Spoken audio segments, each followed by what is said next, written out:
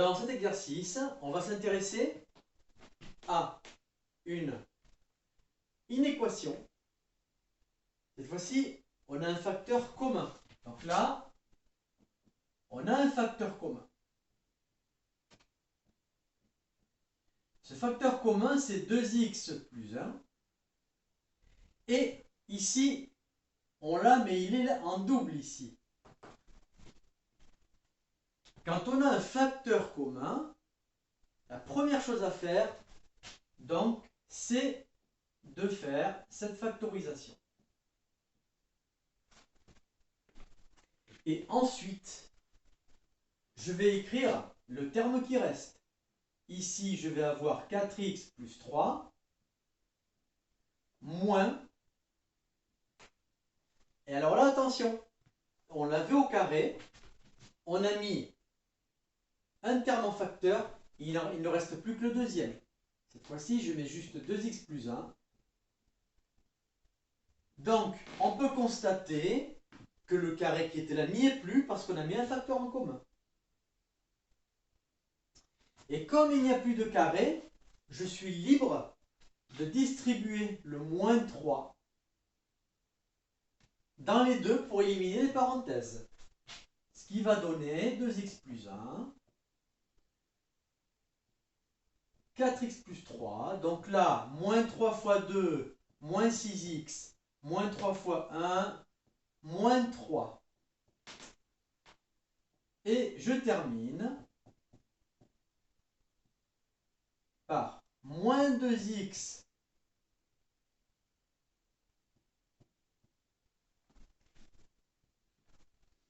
donc voilà, on avait ici une expression qu'on ne pouvait pas exploiter et on arrive à un produit.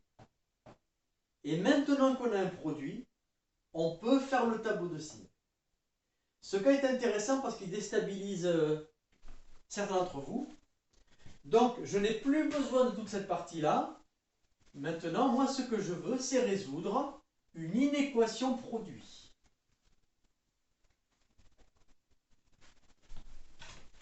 Alors, donc je vais laisser cette expression-là. Donc ici, qu'est-ce que j'ai? J'ai 2x plus 1 égale 0, ou bien moins 2x égale 0. Là, j'ai 2x égale moins 1, du coup x égale moins 1 demi. Alors, ce qui déstabilise beaucoup de gens, c'est qu'est-ce qu'on fait ici? Il y a des gens qui diraient x égale moins 2. Alors, attention, ça c'est une erreur naturelle. Si vous voulez vous débarrasser du moins 2, donc il faut diviser par moins 2 d'un côté et de l'autre. Et 0 divisé par moins 2, ça fait 0. Maintenant, partant d'ici, je peux faire mon tableau de signes. Donc là, faire toujours attention à celui qu'on met en premier. Celui-ci est négatif, c'est lui qui vient ici. Et le 0 après.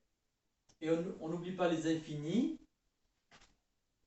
Ensuite, on écrit les expressions 2x plus 1 et moins 2x. On identifie son 0 à lui, hop, c'est en moins 1 demi, et son 0 à lui, c'est en 0. Et là, c'est le produit des deux. C'est un produit entre les deux. Bon, 2 est positif. Je commence donc par un moins. Le changement se fait après le 0. Lui, moins 2 est négatif, donc je commence par un plus. Jusqu'au 0. Je change après le 0. Là, je fais la règle moins par plus. Ça fait moins, plus par plus. Ça fait plus. Alors maintenant, cette inéquation, c'est ce terme-là qui m'intéresse. Plus petit que 0 signifie qu'un nombre plus petit que 0 sera négatif. Donc, on veut que le produit soit négatif. On cherche pour quelle valeur de x le produit est négatif. Il se trouve que le produit, il est négatif ici et ici. Donc, le produit est négatif à condition que le petit x le petit x qui est là, soit compris entre moins l'infini et moins 2. Donc, on est entre moins l'infini. Alors, au début, je vais faire exprès de mettre qu'une barre verticale. Moins 1,5, union, ensuite 0, plus l'infini. Je mets juste des barres verticales. Bon, les infinis, ne vous posez pas la question, c'est toujours extérieur. Voilà, tout le temps.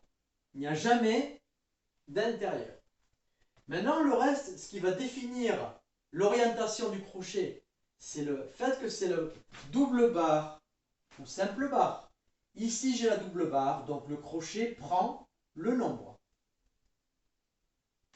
Si j'avais eu la simple barre, ça aurait été à l'extérieur. Donc voilà pour ce qui est d'une inéquation avec facteur commun.